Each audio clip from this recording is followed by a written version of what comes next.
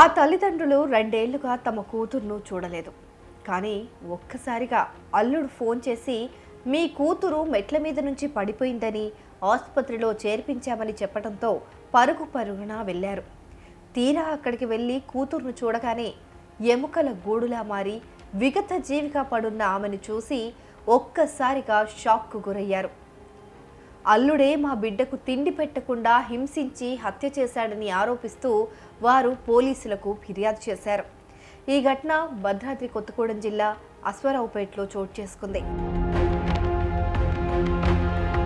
పోలీసులు కుటుంబ సభ్యులు తెలిపిన వివరాల ప్రకారం ఖమ్మం జిల్లా కల్లూరు మండలం ముచ్చవరం పంచాయతీ పరిధిలోని విశ్వనాథపురానికి చెందిన లక్ష్మీ ప్రసన్నను అదే మండలం ఖాన్ఖాన్పేట వాసి పూల నరేష్ బాబుకిచ్చి 2015లో వివాహం జరిపించారు. 9 ఏళ్ల క్రితం వారికి ఒక కూతురు పుట్టింది. తర్వాత నరేష్ బాబు 6 ఏళ్ల పాటు భార్యతో కలిసి అత్తగారింట్లోనే ఉన్నాడు. 3 ఏళ్ల తర్వాత భార్య బిడ్డలతో కలిసి అశ్వారావుపేటకు వచ్చి అక్కా బావల ఇంట్లో ఉంటున్నారు.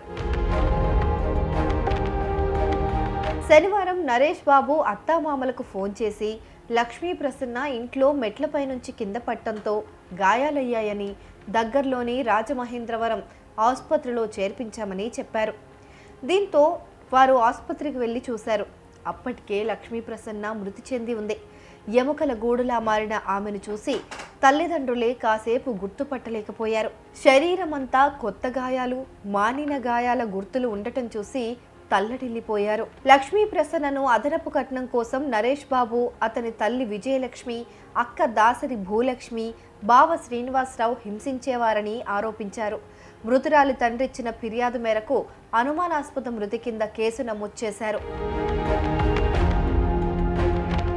మృతురాలు లక్ష్మీ ప్రసన్న కింద పడి దెబ్బలు తగిలితే రాజమండ్రి హాస్పిటల్కు తీసుకువెళ్తున్నట్లు తమ అల్లుడు నరేష్ ఫోన్ చేశాడని, హాస్పిటల్కి వచ్చి తమ కూతుర్ని చూస్తే ఎముకల గూడులా మారి కొన ఊపిరితో తమ కూతురు వెంటిలేటర్ పైన ఉందని, తర్వాతి రోజే మృతి చెందిందని ప్రసన్న తల్లిదండ్రులు వాపోతున్నారు. తమ కూతుర్ని గాని మనవరాల్ని గాని 3 ఏళ్లుగా తమకు కనబడనివ్వలేదని, అత్తింటి వారే తిండి కూడా పెట్టకుండా వేధించి చంపేసుంటారని ప్రసన్న తల్లిదండ్రులు, బంధువులు ఆరోపిస్తున్నారు.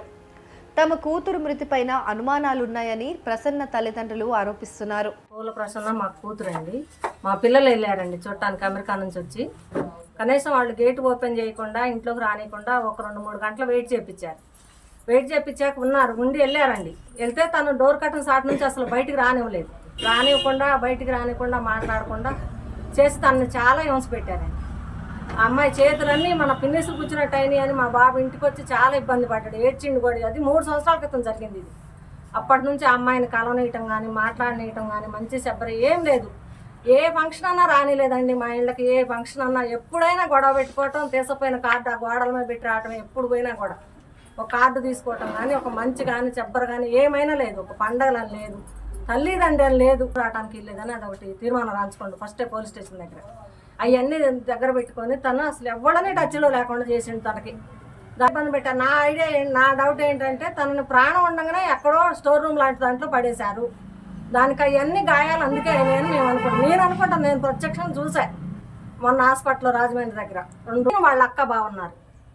బావ సంగతి అట్టున్నా ఆ అమ్మాయి భూలక్ష్మి ఏదో ఉంది తన పేరు.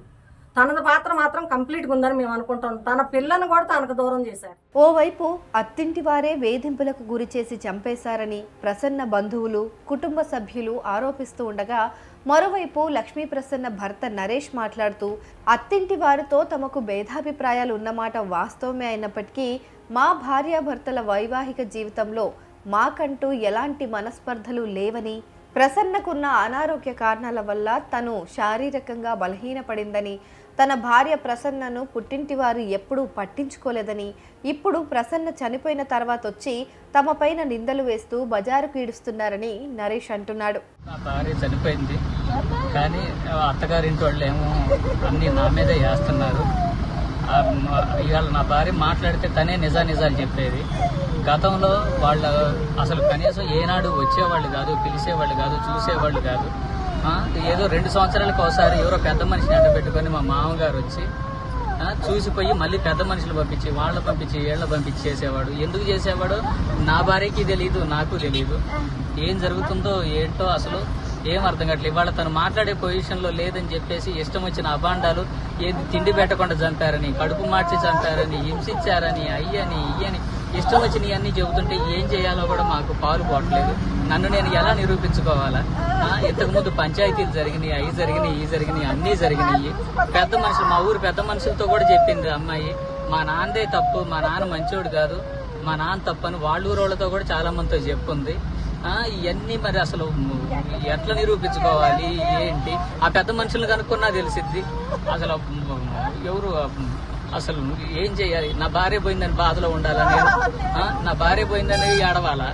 లేకపోతే వీళ్ళు చేసే ఈ చిరాకుల పనులకి హాస్పిటల్లో ఐసీయూలో ఉన్న పేషెంట్ ని చూడటానికి వచ్చి 5 నిమిషాలు, ఒక అరగంట, 2 గంటలు 3 గంటలు ఉండి వెంటనే వాళ్ళకి కావాల్సిన పోలీస్ కాగితాలు రాసుకొని వెళ్ళిపోయారు. కనీసం తల్లి గాని తండ్రి గాని ఏమన్నా ఉందా అసలు ఇక్కడ? ఇవాళ నా భార్య మాట్లాడితే ఇంతకు ముందు చెప్పింది, ఎంతో మంది చెప్పింది, మేము ఎంతో బాగుంటున్నాం, మమ్మల్ని బజార్కి ఎడ్చమాకండి, మేము అందరం మంచిగా ఉంటున్నాం అని. తనకి కొంచెం ఉన్న ఏదో పాత సమస్యలు, అటు పక్కగా కొంచెం ఉన్న ఇరిటేషన్లు, దురదలు, ఇలాంటి వాటిని అడ్డం పెట్టుకుని పక్కగా ఉందనుకొని చెప్పి దీన్ని ఆయుధంగా వాడి నన్ను నాశనం చేయాలని చూస్తున్నారు. ఇరు వర్గాల వాదనను విన్న పోలీసులు కేసు నమోదు చేసి ప్రసన్న మృతికి గల కారణాలపైన దర్యాప్తు చేపట్టారు.